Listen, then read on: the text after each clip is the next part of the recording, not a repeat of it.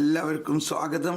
ഇന്ന് നമ്മൾ പഠിക്കാൻ പോകുന്നത് വിശ്വാസത്തിലുള്ള നിലനിൽപ്പ്. എല്ലാവരും പ്രാർത്ഥിക്കുന്ന ഒരു കാര്യമാണ്, ബ്രദറെ നിലനിൽപ്പിൻ്റെ വരത്തിന് വേണ്ടി പ്രാർത്ഥിക്കണേ എന്ന്.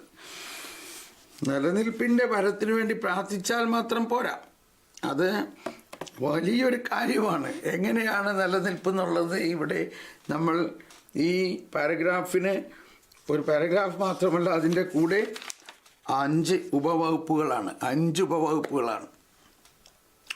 അപ്പോൾ കമോൺ, നമുക്ക് പഠിക്കാം. വിശ്വാസത്തിലുള്ള നിലനിൽപ്പ് 162 പേജ് 45. ദൈവം മനുഷ്യന് നൽകുന്ന സൗജന്യമായ ഒരു ദാനമാണ് വിശ്വാസം. Praise the Lord. ദൈവം മനുഷ്യന് നൽകുന്ന സൗജന്യമായ ഒരു ദാനമാണ് വിശ്വാസം.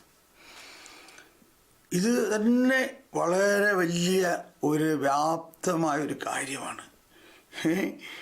നമ്മൾ മാർപ്പാപ്പ ഫ്രാൻസിസ് മാർപ്പാപ്പ പറയാറുണ്ട്, മാമോദീസായിൽ കിട്ടിയ സമ്മാനപ്പെട്ടിയുടെ റാപ്പർ മാത്രമേ നമ്മൾ തുറന്നിട്ടുള്ളൂ. നമുക്ക് സമ്മാനപ്പെട്ടി കിട്ടിയിരിക്കുന്നു മാമോദീസായിൽ, പക്ഷെ അതിൻ്റെ റാപ്പർ മാത്രമേ തുറന്നിട്ടുള്ളൂ. അതിൻ്റെ അകത്തേക്ക് നമ്മൾ പോകാൻ തുടങ്ങിയിട്ടേ ഉള്ളൂ. ദൈവം മനുഷ്യന് നൽകുന്ന സൗജന്യമായ ഒരു ദാനം, ഗിഫ്റ്റ്, വലിയ ഗിഫ്റ്റ് ബോക്സാണ്.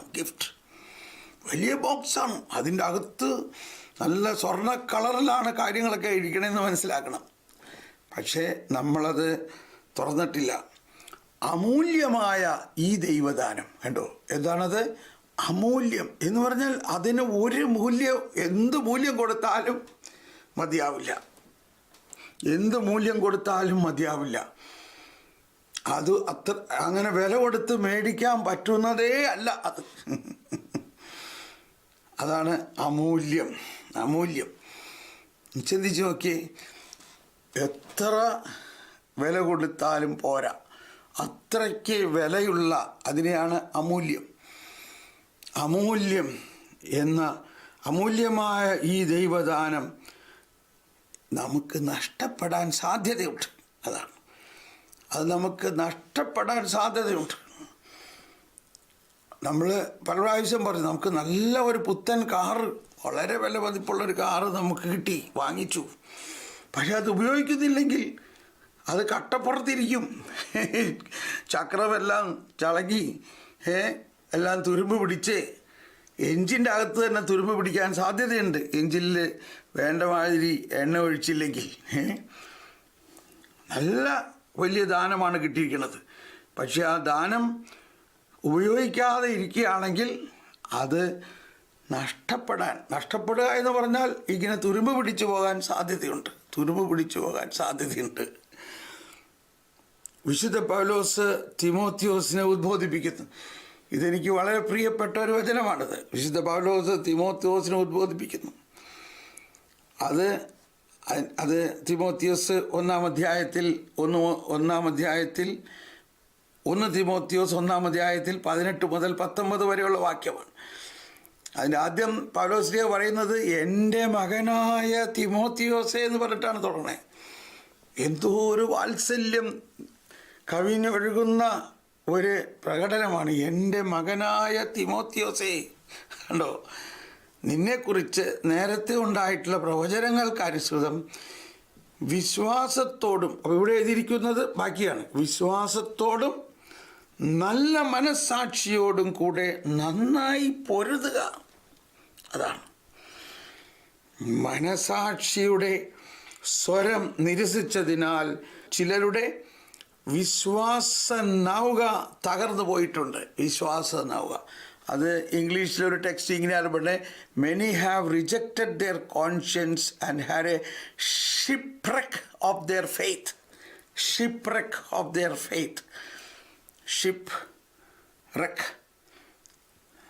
വിശ്വാസ നൗക തകർന്നു പോയി. വിശ്വാസ നൗക. അപ്പോൾ മനസ്സാക്ഷിയോടുകൂടെ നന്നായി പൊരുതുക. വിശ്വാസത്തോടും നല്ല മനസാക്ഷിയോടും കൂടെ നന്നായി പൊരുതുക. മനസ്സാക്ഷിയുടെ സ്വരം നിരസിച്ചതിനാൽ ചിലരുടെ വിശ്വാസ നൗക തകർന്നു പോയിട്ടുണ്ട്. വിശ്വാസത്തിൽ ജീവിക്കുവാനും വളരുവാനും അന്ത്യം വരെ ഉറച്ചു നിൽക്കുവാനും, വിശ്വാസത്തിൽ ജീവിക്കുവാനും വളരുവാനും അന്ത്യം വരെ ഉറച്ചു നിൽക്കുവാനും, നിലനിൽപ്പ് എന്ന് പറഞ്ഞാൽ വിശ്വാസത്തിൽ ജീവിക്കുവാനും വളരുവാനും അന്ത്യം വരെ ഉറച്ചു നിൽക്കുവാനും എങ്ങനെയാ സാധിക്കണേ? ദൈവവചനം കൊണ്ട് നാം അതിനെ പരിപോഷിപ്പിക്കണം. നമ്മുടെ വിശ്വാസം വർദ്ധിപ്പിക്കണമേ എന്ന് കർത്താവിനോട് യാചിക്കണം. കഴിഞ്ഞില്ല. വിശ്വാസം സ്നേഹത്താൽ പ്രവർത്തനനിരതമാകണം. കഴിഞ്ഞില്ല. പ്രത്യാശയാൽ നിലനിർത്തണം. കഴിഞ്ഞില്ല. സഭയുടെ വിശ്വാസത്തിൽ രൂഢമൂലമാകണം. അപ്പോൾ എങ്ങനെയാണ് വിശ്വാസം നിലനിർത്തുന്നത്? മനസാക്ഷിയോടുകൂടി നന്നായി പൊരുതുക. മനസാക്ഷിയുടെ സ്വരം നിരസിച്ചതിനാൽ ചിലരുടെ വിശ്വാസ നൗക തകർന്നു പോയിട്ടുണ്ട്. ഇനി വിശ്വാസത്തിൽ ജീവിക്കാനും അന്ത്യം വരെ ഉറച്ചു നിൽക്കാനും 5 കാര്യങ്ങളാണ് ഇവിടെ പറയുന്നത്. എന്താണ്? 1, ദൈവവചനം കൊണ്ട് നാം അതിനെ പരിപോഷിപ്പിക്കണം. അതാണ് മനുഷ്യൻ ജീവിക്കുന്നത് അപ്പം കൊണ്ട് മാത്രമല്ല, ദൈവത്തിൻ്റെ അധരത്തിൽ നിന്ന് വരുന്ന ഓരോ വാക്കുകൊണ്ടുമാണ്. ദൈവത്തിൻ്റെ വചനം കൊണ്ട് അതിനെ പരിപോഷിക്കണം. 1, നമ്മുടെ വിശ്വാസം വർദ്ധിപ്പിക്കണമേ എന്ന് പ്രാർത്ഥിക്കണം. ഏതാണ് ആ വചനം? വിശ്വാസം വർദ്ധിപ്പിക്കണേ എന്ന് അപ്പസ്തോലന്മാർ പ്രാർത്ഥിച്ചത്. ഇവിടെ അടിക്കുറിപ്പ് നോക്കാതെ ആരെങ്കിലും ഒന്ന് പറഞ്ഞേ, അതേതാണത്? അത് ലൂക്ക 17:5 ഉണ്ടോ? ഞങ്ങളുടെ വിശ്വാസം വർദ്ധിപ്പിക്കണേ. ലൂക്ക 17:5 അപ്പസ്തോലന്മാർ പ്രാർത്ഥിക്കുന്നു. അപ്പസ്തോലന്മാരെ, അവരാണ് വിശ്വാസത്തിൻ്റെ അടിസ്ഥാനം. അവർ പ്രാർത്ഥിക്കുകയാണ്, കർത്താവേ ഞങ്ങളുടെ വിശ്വാസം വർദ്ധിപ്പിക്കണേ.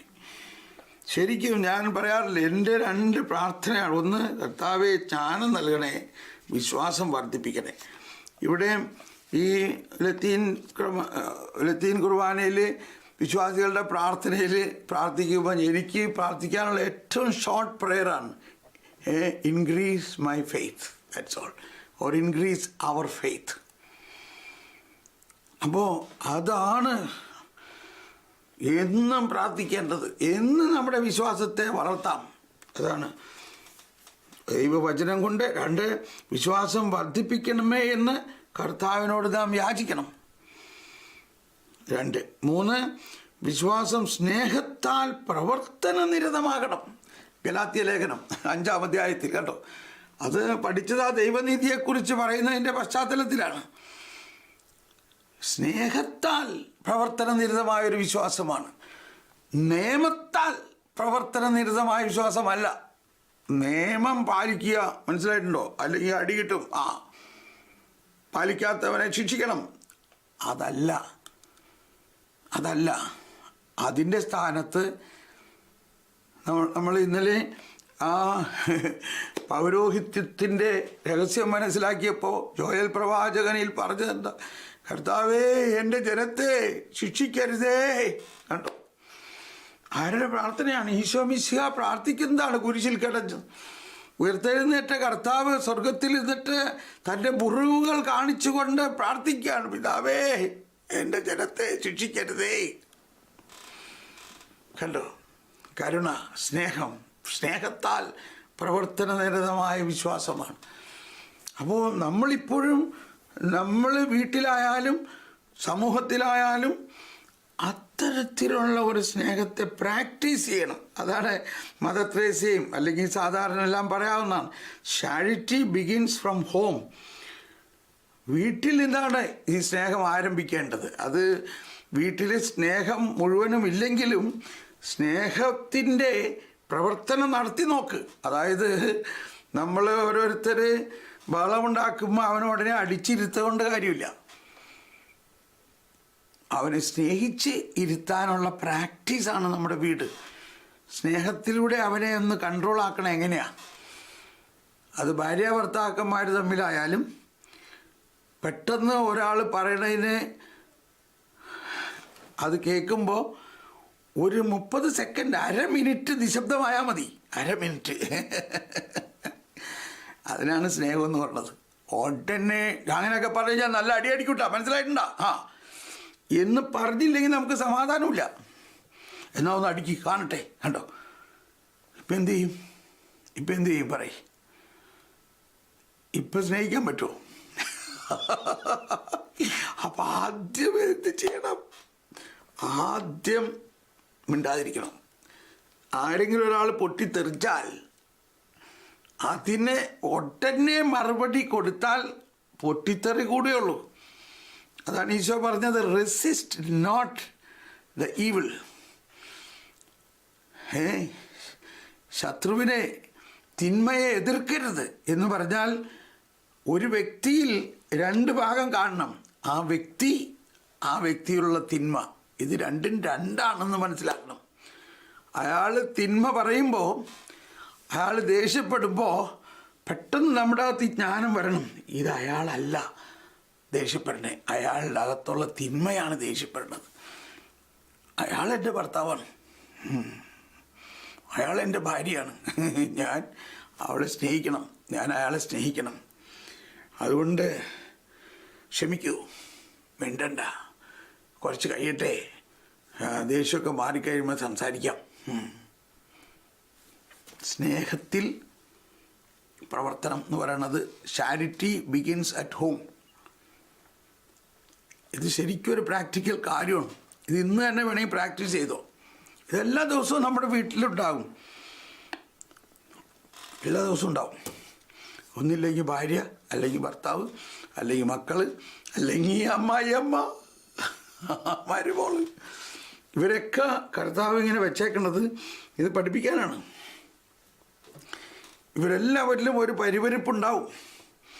നിസ്സാര കാര്യത്തിൽ ആ കാപ്പി കുടിച്ച ക്ലാസ് അങ്ങ് കഴുകി വയ്ക്കാതിരുന്നില്ലേ? അതെന്തിനാണ് അവിടെ വെച്ചേക്കണത്? ഞാൻ വന്നിട്ട് വേണോ ഇത് കഴുകാൻ? നിസ്സാര കാര്യമുള്ളൂ, പക്ഷേ അത് മതി പൊട്ടിത്തെറി ഉണ്ടാകാൻ. അപ്പോൾ അതെല്ലാം ഒരുക്കി വെക്കണം. എന്തിനാ? നമ്മുടെ വിശ്വാസം വളരാനാണ്, സ്നേഹത്തിൽ വളരാൻ. സ്നേഹം അങ്ങനെ ഈ വെള്ളാരങ്കല്ല് എങ്ങനെയാണ് വെള്ളാരങ്കല്ലുണ്ടാകണത്? നല്ല കല്ല്, എന്ത് രസമാണ്. നമ്മൾ ഈ നമ്മുടെ പുഴയിൽ അടിയിൽ കിടക്കണ കല്ലൊക്കെ വാരിക്കൊണ്ടൊന്നും മുറ്റത്തൊക്കെ വിതറുന്നുണ്ട്. നല്ല മിനുസമുള്ള കല്ല്. പക്ഷെ എന്തുകൊണ്ടാണ് ഈ മിനുസം ഉണ്ടായത്? ഈ കല്ലുകൾ തമ്മിൽ കിടന്ന് വരഞ്ഞത് കൊണ്ടല്ലേ? അപ്പോൾ അങ്ങനെയാണ് കുടുംബത്തിൽ സ്നേഹത്തിൻ്റെ ഒരു പ്രാക്ടീസ് ഉണ്ടാകുന്നത്. നമ്മളങ്ങ് ഒരയണം. അപ്പോൾ അത് വലിയൊരു ഘട്ടമാണ് നമ്മുടെ ജീവിതത്തിൽ. അത് അവസാനം വരെ ഉണ്ടാവും. അപ്പം അതെല്ലാം നമ്മൾ വളരാൻ വേണ്ടിയുള്ള കർത്താവിൻ്റെ തന്നെ പ്ലാനാണത്.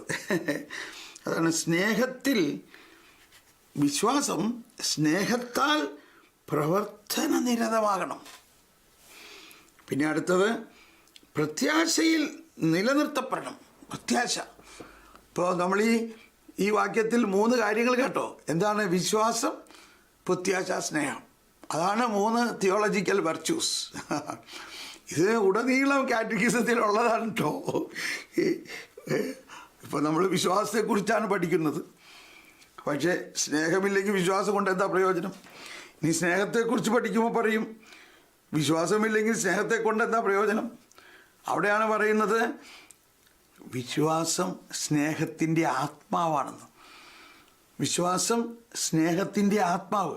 അതായത് ഇപ്പം നമ്മളുടെ ആത്മാവ് നമ്മളിൽ നിന്ന് വിട്ടുപോയാൽ നമ്മൾ മരിച്ചു. അപ്പം സ്നേഹം, വിശ്വാസമാകുന്ന ജീവൻ സ്നേഹത്തിനില്ലെങ്കിൽ ആ സ്നേഹം കൊണ്ട് ഒരു പ്രയോജനമില്ല. അതാണ് വിശ്വാസം, പ്രത്യാശ, സ്നേഹം. വിശ്വാസമില്ലാത്ത പ്രത്യാശ കൊണ്ടോ വിശ്വാസമില്ലാത്ത സ്നേഹം കൊണ്ടോ ഒരു പ്രയോജനമില്ല. 10ാം ക്ലാസ്സിൽ റാങ്ക് കിട്ടിയ കുട്ടി എൻട്രൻസിന് ഫെയിലായി. അപ്പോൾ അത് പോയിട്ട് ആത്മഹത്യ ചെയ്തു. കാരണം പ്രത്യാശയില്ല. പ്രത്യാശ മുഴുവനും ഈ മാർക്കുമ്പോഴായിരുന്നു. പഠിച്ച തൻ്റെ പഠനത്തിലായിരുന്നു പ്രത്യാശ മുഴുവനും. പക്ഷെ എൻട്രൻസിന് പഠിച്ചപ്പോൾ മാർക്ക് കുറഞ്ഞു പോയി. അതോടെ ഇനി ജീവിച്ചിട്ട് കാര്യമില്ല എന്നുള്ളതായി. ഇത് അതിൻ്റെ പ്രത്യാശ എവിടെയായിരുന്നു? വിശ്വാസത്തിലല്ല. ഇതാണ് നമ്മുടെ പഠനത്തിലുണ്ടാകേണ്ട ഒരു മാറ്റം. നമ്മൾ പഠിപ്പിക്കണം, പക്ഷേ എല്ലാവരും ഫസ്റ്റ് റാങ്ക് കിട്ടുമോ? ക്ലാസ്സിൽ 30 കുട്ടികളുണ്ടെങ്കിൽ 30 പേർക്കും ഫസ്റ്റ് റാങ്ക് കിട്ടുമോ? ചിലർ പരാജയപ്പെട്ടു പോകില്ലേ? പരാജയത്തിലും പ്രത്യാശ നഷ്ടപ്പെടാതിരിക്കാൻ നമ്മളെ പഠിപ്പിക്കണമായിരുന്നു. നമ്മളെല്ലാവരും റാങ്ക് കിട്ടാനും ഫസ്റ്റ് കിട്ടാനുമാണ് മാതാപിതാക്കളും ടീച്ചർമാരും എല്ലാം പിള്ളേരെ പുഷ് ചെയ്യണത്. അങ്ങനെ പുഷ് ചെയ്തുകൊണ്ട് കാര്യമില്ല. വിജയിച്ചു കഴിയുമ്പോൾ കൈയടി കിട്ടി, വലിയ രസമായി. പക്ഷേ പരാജയപ്പെടുമ്പോൾ അപ്പോഴും പ്രത്യാശ ഉണ്ടാകുന്നതിനാണ് വിശ്വാസം എന്ന് പറയുന്നത്. അപ്പോഴും പ്രത്യാശ ഉണ്ടായിരിക്കണം. നമ്മുടെ പരാജയത്തിലും പ്രത്യാശ ഉണ്ടായിരിക്കണം. പരാജയത്തിലും പ്രത്യാശ ഉണ്ടായിരിക്കണം. തോമസ് എഡിസനെ ഫൂൾ എന്ന് പറഞ്ഞുകൊണ്ട് ടീച്ചർ പുറത്തു വിട്ടു. അമ്മ വന്നിട്ട് അമ്മയുടെ അടുത്ത് വന്നുകൊണ്ട് ടീച്ചർ പറഞ്ഞു, you are an idiot, fool എന്ന് പറഞ്ഞു. ഇനി എൻ്റെ ക്ലാസ്സിൽ ഇരിക്കണ്ടെന്ന് പറഞ്ഞു. അമ്മയ്ക്ക് അങ്ങ് ഭയങ്കര വാശിയായി. അമ്മ കൊച്ചിനെ കൊണ്ട് ടീച്ചറുടെ അടുത്ത് ചെന്നിട്ട് വാശിയോടെ പറഞ്ഞു, ഇനി നിൻ്റെ ക്ലാസ്സിൽ എൻ്റെ മകനെ ഞാൻ ഇരുത്തില്ല, ഞാൻ തന്നെ പഠിപ്പിച്ചോളാം. ആൻഡ് യു വിൽ സീ, അവനായിരിക്കും ലോകത്തിലെ ഏറ്റവും വലിയ ജ്ഞാനി. ചിലപ്പോൾ അവൻ വിഡ്ഢിയായിരുന്നിരിക്കാം. അമ്മയുടെ ഈ വാക്ക് കേട്ടതോടെ അവൻ അങ്ങ് പ്രോത്സാഹനമായി. നോക്കിയേ, ആ 3ാം ക്ലാസ്സിൽ നിന്ന് പുറത്ത് വിട്ട തോമസ് എഡിസനാണ് പിന്നെ എന്താ പറയുക ഇല്ലേ, ലോകത്തിലെ ഇത്രയും വലിയ ഒരു ശാസ്ത്രജ്ഞനായി മാറിയത്. വളർച്ചയ്ക്ക് സാധ്യതകളുണ്ട്. എന്നമാതിരി തന്നെ വിശ്വാസവും. ആ വിശ്വാസവും ദാനമാണ്, ജ്ഞാനം ദാനമാണ്. എന്നാൽ ഇതെല്ലാം വളർച്ചയ്ക്ക് സാധ്യതയുള്ളതാണ്. ഇത് വളർന്നേ പോരൂ, ഇത് വളർന്നേ മതിയാവും. അതാണ് ഈ എങ്ങനെ വളരണം എന്നുള്ളതിൻ്റെ 5 കാര്യങ്ങളാണ് നമ്മൾ പഠിച്ചുകൊണ്ടിരിക്കുന്നത്. 1, ദൈവവചനം. 2, വിശ്വാസം വർദ്ധിപ്പിക്കണേ എന്നുള്ള പ്രാർത്ഥന. നമ്മൾ എന്താണ് പ്രാർത്ഥിക്കേണ്ടത്? എൻ്റെ വിശ്വാസം വർദ്ധിപ്പിക്കണേ. 3, വിശ്വാസം സ്നേഹത്താൽ പ്രവർത്തന നിരതമാകുന്ന പ്രാക്ടീസ്, അപ്ലൈഡ്. അപ്ലൈഡ് ഇലക്ട്രോണിക്സ് എന്നൊക്കെ പറഞ്ഞ മാതിരി അപ്ലൈഡ് ഫെയ്ത്ത്. വിശ്വാസം ഓരോ ദിവസവും വീട്ടിൽ അപ്ലൈ ചെയ്യണം. എങ്ങനെ? സ്നേഹത്തിൽ. അപ്പം 3ആയി. ഇനി 4, പ്രത്യാശയിൽ നിലനിർത്തണം. അതും ഓരോ ദിവസവും നമ്മൾക്ക് പല പരാജയങ്ങളുണ്ടാകും. ഉടനെ നമ്മളെല്ലാം നശിച്ചു പോയി, അയ്യോ ഇത് ജീവിച്ചിട്ട് കാര്യമില്ല എന്ന് നിരാശപ്പെടരുത്. ദൈവം അവിടെ ഉണ്ട്. ദൈവം എങ്ങും പോയിട്ടില്ല. നമ്മൾ വീഴുമ്പോഴും ദൈവത്തിൻ്റെ കയ്യിൽ തന്നെയാണ്. കണ്ടോ, ഞാൻ എപ്പോഴും പറയണത് വീണ്ടും കാണിച്ചു തരാണ്. നമ്മൾ ദൈവത്തിൻ്റെ കയ്യിലാണ്. പരാജയപ്പെട്ടപ്പോഴോ അപ്പോഴും ദൈവത്തിൻ്റെ കയ്യിലാണ്. അപ്പോൾ ദൈവം എന്തു ചെയ്യും? ദൈവം നമ്മളെ വാരിപ്പുണരും. ദൈവം നമ്മളെ വീണ്ടും പണിതുയർത്തും. അപ്പോൾ അങ്ങനത്തെ ഒരു കാര്യമാണ് വിശ്വാസം. വിശ്വാസമുണ്ടെന്ന് പറഞ്ഞുകൊണ്ട് പരാജയം ഉണ്ടാകാതിരിക്കണമെന്നില്ല. പരാജയപ്പെടാം. മദർ തെരേസ പറയാറുള്ളത് വലിയൊരു ഇതാണ്. നമ്മളെപ്പോഴും മദർ തെരേസനെ കോട്ട് ചെയ്യണോണ്ട് വിഷമിക്കരുത്. കാരണം നമ്മൾ കണ്ടിട്ടുള്ളൊരു വിശുദ്ധിയാണ്. മറ്റു വിശുദ്ധരൊന്നും നമ്മൾ അത്ര അടുത്ത് കണ്ടിട്ടില്ല. ഇത് നമ്മുടെ നാട്ടിൽ നമ്മൾ നമ്മുടെ നാട്ടിലെ മറ്റു വിശുദ്ധരാരെ നമ്മൾ കണ്ടിട്ടില്ല. അവരൊക്കെ പണ്ട് വിശുദ്ധരാ. എന്നാൽ ഈ വിശുദ്ധയെ നമ്മൾ കണ്ടു, നമ്മുടെ മുമ്പിൽ നമ്മൾ തൊട്ടു. നമ്മൾ അടുത്ത് നിൽക്കുമ്പോൾ തന്നെ നമ്മൾ കടന്നീര് വരാൻ തുടങ്ങണം. ആ വിശുദ്ധ പറഞ്ഞത് എന്താ? The Lord has called us not to be successful but to be faithful. ദൈവം നമ്മളെ വിളിച്ചിരിക്കുന്നത് വിശ്വസ്തരാകാൻ വേണ്ടിയിട്ടാണ്. നമ്മളെല്ലാവരും വിജയിക്കണമെന്നില്ല. അതാണ്. നമ്മൾ പരാജയപ്പെടാം, പക്ഷേ നമ്മൾ വിശ്വസ്തരായിരിക്കുക. അപ്പോൾ വിശ്വാസവും, നമ്മുടെ വിശ്വാസം, ദൈവത്തിലുള്ള വിശ്വാസം, ദൈവത്തിന് നമ്മളിലുള്ള വിശ്വാസം, ഇതൊക്കെ നമ്മൾ പഠിച്ചിട്ടുള്ളതാണ്. അപ്പോൾ പ്രത്യാശ നിലനിൽക്കണം. നമ്മൾ പരാജയപ്പെട്ടു എന്ന് വിചാരിച്ചുകൊണ്ട് തളരരുത്. ഇനി അഞ്ചാമത്, സഭയുടെ വിശ്വാസത്തിൽ രൂഢമൂലമാകണം. Praise the Lord. അതാണ് നമ്മൾ ഇന്നത്തെ പ്രവചനമെല്ലാം അതിലാണ്. സഭയുടെ വിശ്വാസം. നിന്നെ വെട്ടിയെടുത്ത പാറയിലും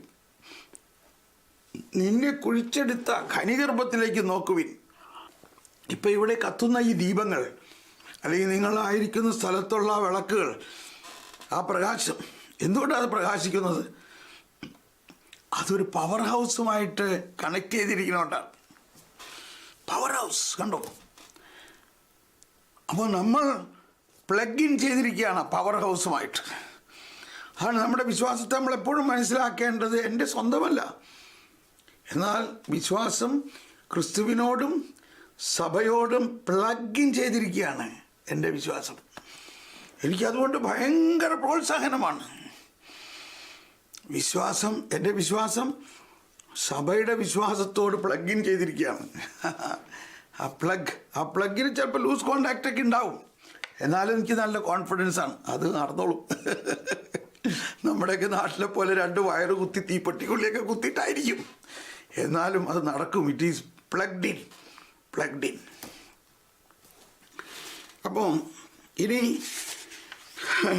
ഇതിൽ വിശദീകരിക്കേണ്ട ഒന്ന് നമ്മൾ ഇനി വരുമായിരിക്കും അതിനകത്തെങ്കിലും. ഈ മനസാക്ഷിയുടെ കാര്യം നമ്മൾ ഒരുപാട് പ്രാവശ്യം പറഞ്ഞിട്ടുള്ളതാണ്. എൻ്റെ മകനായ തിമോത്തിയോസേ, നീ നല്ല മനസാക്ഷിയോടെ പൊരുതണം. അതാണ്. അപ്പോൾ ഇവിടെ വിശ്വാസം നിലനിൽപ്പിനുള്ള ഒരു പ്രത്യേക ഘടകം നമ്മുടെ മനസാക്ഷിയിൽ ഉണ്ടാകാവുന്ന തെറ്റായ ബോധ്യങ്ങളാണ്. മനസാക്ഷിയെ തിരസ്കരിച്ചതുകൊണ്ട് ചിലർക്ക് ഷിപ്രക്ക്, അവരുടെ വിശ്വാസ നൗക തകർന്നു എന്ന് പറയണത്. വിശ്വാസ നൗക തകർന്നു. തിമോത്തിയോസേ, വിശ്വാസ നൗക തകർന്നു പോയിട്ടുണ്ട്. അതായത് അത് വേറെ ഒരാളുടെ ഉദാഹരണം അവിടെ പറയുന്നുണ്ട്. അവൻ തിമോത്തിയോസിൻ്റെ തന്നെ കൂടെ ഉണ്ടായിരുന്നാണ്. അവൻ വിശ്വാസം വിട്ടുപോയി, കാരണം അവൻ്റെ മനസാക്ഷി. അപ്പോൾ നമ്മൾക്ക് ഇത് വളരെ ആവശ്യമായിട്ടുള്ളൊരു കാര്യമാണ്. എക്കാലത്തേക്കാളും ഉപരി ഈ കാലത്ത്. കാരണം നമ്മൾ 4 വശത്തു നിന്നും വാട്സപ്പിലൂടെ, ഫേസ്ബുക്കിലൂടെ, യൂട്യൂബിലൂടെ, പല പുസ്തകങ്ങളിലൂടെ, പലരോടും സംസാരിക്കുന്നതിലൂടെ എല്ലാം തെറ്റായ പ്രബോധനങ്ങളും ആശയങ്ങളും സിദ്ധാന്തങ്ങളും നമ്മുടെ മനസാക്ഷിയിലേക്ക് കടന്നു വരികയാണ്. ഞാൻ ഒരുപക്ഷെ റിപ്പീറ്റ് ചെയ്യുന്നതായിരിക്കുമെങ്കിലും അതെൻ്റെ മനസ്സിൽ റിപ്പീറ്റ് ചെയ്യാൻ തന്നെ തോന്നുകയാണ്. ആദവും ഹവ്വയുടെയും മനസാക്ഷിയിൽ ദൈവം എഴുതിയിട്ടുണ്ടായിരുന്നു. അതാണ് മനസാക്ഷി എന്ന് പറയുന്നതിലാണ് ദൈവത്തിൻ്റെ സ്വരം എഴുതപ്പെട്ടിരിക്കുന്നത്. മനുഷ്യൻ ജനിക്കുമ്പോൾ തന്നെ അവൻ്റെ മനസാക്ഷിയിൽ ദൈവം തൻ്റെ നിയമം എഴുതിയിട്ടുണ്ട്. എന്തെഴുതിയിരിക്കുന്നു? ഇത് തെറ്റാണ്, ഇന്നത് ചെയ്യരുത്, ഇന്നത് ചെയ്യാം. അതാണ് ആ ഉത്ഭവ നീതി എന്ന് പറയുന്നത്. മനുഷ്യൻ്റെ ജന്മന ഇത് എനിക്കറിയില്ല എത്ര പേർക്ക് അറിയും എന്ന്. എനിക്ക് ആദ്യകാലങ്ങളിൽ ഒന്നും അറിയില്ലായിരുന്നു. ഒരു 40 വയസ്സ് വരെ എനിക്കറിയില്ലായിരുന്നു. ഞാൻ ജനിക്കുമ്പോൾ തന്നെ എൻ്റെ മനസാക്ഷിയിൽ ദൈവം ഒരു ഡിഫോൾട്ട് സെറ്റിംഗ്, ദൈവം തൻ്റെ നിയമം എഴുതിയിട്ടുണ്ടെന്ന് എനിക്കറിയില്ലായിരുന്നു. അപ്പോൾ ഇവിടെയൊക്കെയാണ് നമ്മൾ മനസ്സിലാക്കേണ്ടത്. നമുക്കും ഇത് കാലക്രമേണ അറിയുന്നത്. നമ്മൾ അറിയേണ്ട കാലത്ത് വേറെ ഒരുപാട് കാര്യങ്ങളാണ് നമ്മൾ അറിഞ്ഞത്. നമ്മൾ ടാൻ തീറ്റയും കോസ് തീറ്റയും കോപ്ലാനാർ ഫോഴ്സസും എല്ലാം പഠിച്ചു. പക്ഷേ എൻ്റെ മനസാക്ഷിയിൽ ദൈവം എഴുതിയിരുന്നത് എന്താണെന്ന് എനിക്ക് അറിയില്ലായിരുന്നു. ലോ ഓഫ് കോൺസർവേഷൻ ഓഫ് എനർജിയും പൈത്തഗോറസ് തിയറും ഒക്കെ നമ്മൾ പഠിച്ചു. പക്ഷേ എൻ്റെ മനസാക്ഷിയിലെ ദൈവം ഒരു തിയറി എഴുതിയിട്ടുണ്ടായിരുന്നു. അത് നമുക്ക് ചിലപ്പോൾ ഇന്നും നമുക്കറിയില്ല. ഒരു ഡിഫോൾട്ട് സെറ്റിംഗ് എന്ന് പറയുന്നത്, നമ്മൾ ജനിച്ചപ്പോഴേ തന്നെ ദൈവം ചുമ്മാ ഒരു ഫ്ലഷും ബ്ലഡും ആയിട്ടല്ല നമ്മളെ ജനിപ്പിച്ചത്. ദൈവത്തിൻ്റെ ഛായയും ദൈവത്തിൻ്റെ image and likeness, image and likeness, ദൈവത്തിൻ്റെ എന്താണ് ഛായയും സാദൃശ്യവും ഇമേജ് ആൻഡ് ലൈക്ക്നെസ് നമ്മളിൽ നൽകുകയും ദൈവത്തിൻ്റെ ശരിയായ നിയമം എഴുതിയിട്ടുണ്ടായിരുന്നു മനസാക്ഷിയിൽ. 1776 മധ്യത്തിൽ, എന്തെന്നാൽ മനുഷ്യ ഹൃദയത്തിൽ ദൈവത്താൽ ആലേഖനം ചെയ്യപ്പെട്ട ഒരു നിയമമുണ്ട്. മനസാക്ഷി മനുഷ്യൻ്റെ ഏറ്റവും നിഗൂഢമായ ഉള്ളറയും വിശുദ്ധ സ്ഥലവുമാണ്. അവിടെ അവൻ തൻ്റെ അഗാധതയിൽ ആരുടെ സ്വരം പ്രതിധ്വനിക്കുന്നുവോ ആ ദൈവത്തോടുകൂടെ ഒറ്റയ്ക്കായിരിക്കുന്നു. ഇതാണ് ധാർമ്മിക മനസാക്ഷി. അപ്പോൾ മനസാക്ഷി എന്ന് പറയണത് ഒറിജിനലി വളരെ ഹോളിയാണ്, വളരെ വിശുദ്ധമാണ്. അപ്പോൾ അതാണ് ആദത്തിൻ്റെയും ഹവ്വയിലും ദൈവം ഈ നിയമം എഴുതിയിട്ടുണ്ടായിരുന്നു. ഇന്നത് ചെയ്യുക, ഇന്നത് ചെയ്യരുത്. അത് അവർ പ്രഖ്യാപിക്കുകയും ചെയ്തു. പിശാചുമായിട്ടുള്ള ആ കമ്മ്യൂണിക്കേഷനിൽ അതാണ് ആദ്യം അവർ പറഞ്ഞത്. അതാണ് പ്രശ്നമായത്. അപ്പോൾ ഉടനെ പിശാച് എടുത്തടിക്കയച്ചില്ല, നീ മരിക്കില്ല, നീ ദൈവത്തെ പോലെ ആകും. അതും അതിൻ്റെ മീതെ എഴുതപ്പെട്ടു. അതാണ് ഇതിൻ്റെ പ്രശ്നം. ഈ മനസാക്ഷി പിശാചിനോട് തുറന്നു. അപ്പോൾ പിശാച് എന്ത് ചെയ്തു?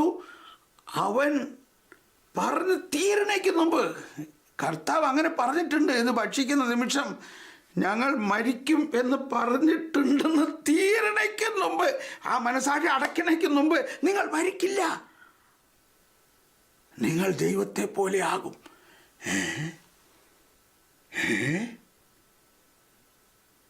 സർപ്പം സ്ത്രീയോട് പറഞ്ഞു, കണ്ടോ 3:3, നിങ്ങൾ മരിക്കും എന്ന് ദൈവം പറഞ്ഞിട്ടുണ്ട് എന്ന് പറഞ്ഞ് തീർന്നില്ല. സർപ്പം പറഞ്ഞു നിങ്ങൾ മരിക്കില്ല.